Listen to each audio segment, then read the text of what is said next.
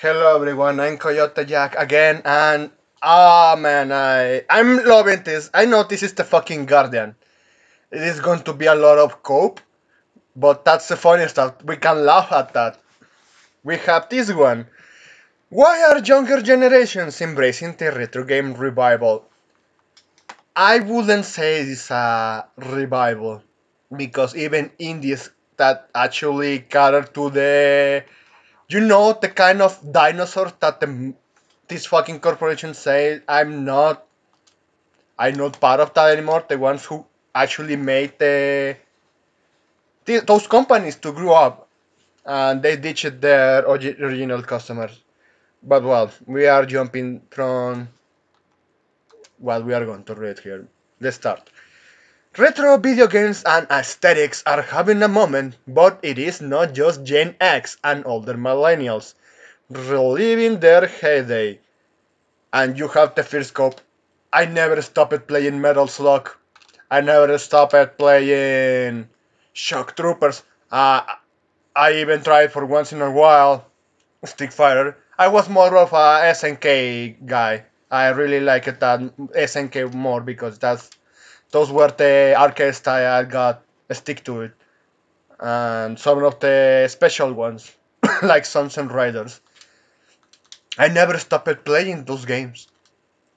From time to time I go back, and despite that most of my tastes were fucking racing video games, like the old Need for Speed. I'm still playing old Need for Speed. And even I fucking playing Burnout 3. Yeah, I already jump into the ranting. Let's continue with the article. Younger millennials and Gen Z are getting in on the nostalgia too. And that's another cop. It's not fucking nostalgia. It's the fact that the current AAA slaps are just dog shit. Mierda. And they are not what those new generations are even having a peak of interest. Or even that they are just playing gacha video games that they are just even giving people what they want. And just look at this. The bouncing MIDI melody of Nintendo's Wii theme descend into the drill beat. A Game Boy Color opens up to Lisa and you know how this fucking introduction from the Guardians are. Let's just skip that. This is one. On TikTok, retro gaming videos have amassed over 6 billion views. On YouTube, uploads have increased 1,000-fold. Spotify users are creating 50% more retro gaming themed playlists. Because that's funny. That's something. Even if we go look at the music aspect, I was talking with my friend about the older Castlevania games, like Dracula's Cures, Simon's Quest, Bloodlines, and the most loved one, Symphony of the Night, and with the songs. They are still hold up because those songs were designed to feel you embracing the game, to make you stick to the game. Those games were made with passion. Now talking about the older games, or should I say even with racing games where they were only using licensed music, the picking of the music, the taste of that music was just fucking great. Just like Need for Speed Hot Pursuit 2 from 2002. Underground 2, Most Wanted Blacklist, Carbon, Pro Street, even the slot that was undercover had a banger music. Even though they were not original soundtracks, but they were chosen correctly. They were chosen. They actually were the chosen ones, and they made it and they're still being remembered. That's happened the same with those games because they were created and they were thinking, for customers who like video games and having their experiences feel great. But nowadays with AAA, it's not that anymore. So you have that, And live streamers are cashing in on repetitive crash rates. Nah, they were just the same fucking streamers. Shut the fuck up. Mechanical movements of NPCs. Oh, I hated the ones with the cake is a lie or Undertale shit. that's when normies start ruining things. But well, that's my rant, and I know a lot of the people rant about normies destroying their hobbies. So let's continue. So why in this age of hyper-realistic graphics, you already started answering what I was saying at the start, a never-spending technological possibility, and that's I can't stop saying code because yeah, imagine having even fucking lockdown PCs like Xbone series or the Peace Nichols just to buy leftist Marxist propaganda that keeps fucking glitching, bugging, and crashing in all those new hardwares. That pisses me the fuck off so much. There is in the past, if you look at SNK, the fucking arcade managed to give a lot of fucking good sprites, sceneries, and music computer generated because there were people that actually know how to do their stuff. Nowadays, those triple A's are just infested with fucking leftist Marxist idiots who are incapable or even writing "Hello World" or putting in a fucking console log. Uh, for Kingsley Ellis, a millennial resident of Bliss and Blobs of Sega Mega Drives and NG's in Nintendo 64 cartridge, the allure of retro gaming is simple. It's all about the nostalgia. No. Newer generations are knowing and actually discovering that fucking older games still are far better, and that's why piracy is a fucking good thing. They give preservation because those fucking corporations, including fucking Nintendo, don't want you to see that their older games overshadows the newer ones. And with the AAA, with Xbone, PC, and Peace Nichols, when it comes to older titles that they were hosting in the past, they're still far better. Even racing games like Race Driver Grid are far better than Grid 2019.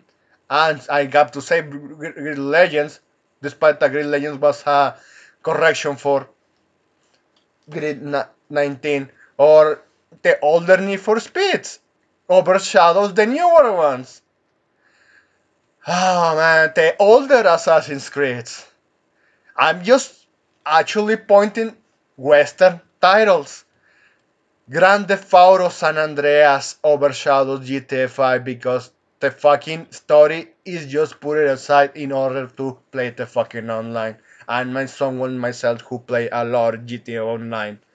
And can assure you, when those servers get shut down, all that content is gone, all that progress, there's just no way to even replay it in an offline mode.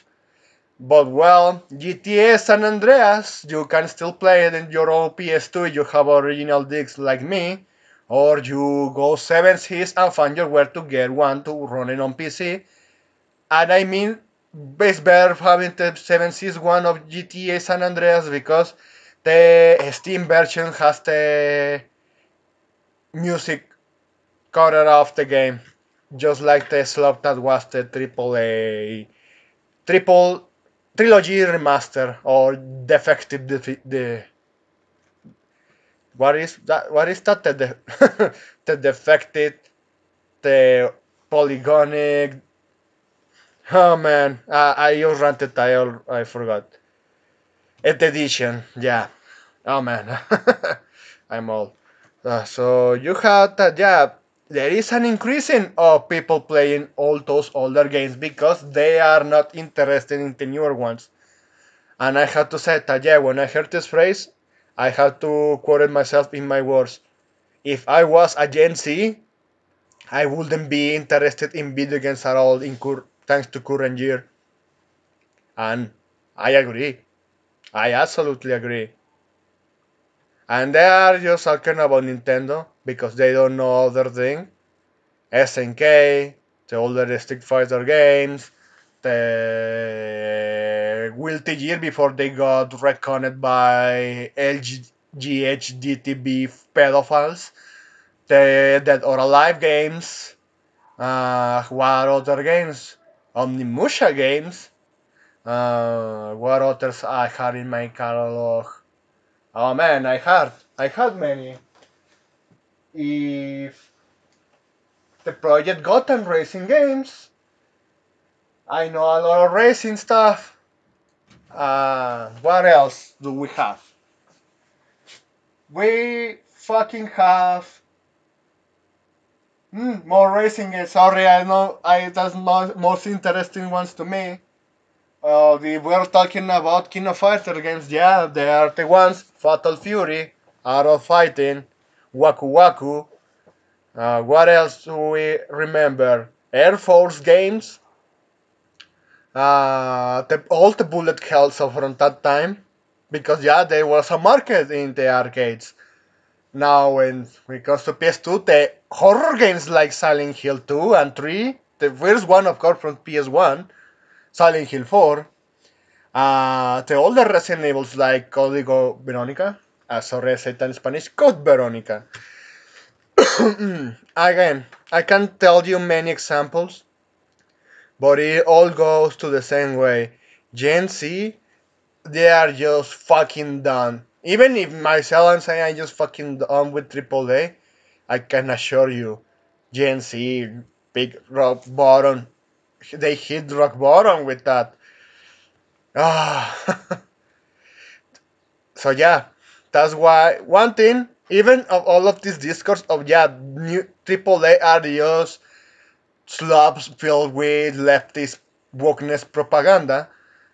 They are not actually good. They are just boring, and they just jump to my graphics, and at the same time we are talking that yeah, thanks to people preserving all those older video games and through piracy, yeah, the older stuff can destroy the new stuff. But well, I just pointed out the obvious. That's pretty much everything I needed to say here. Thanks for watching, and I hope you have a pretty good day.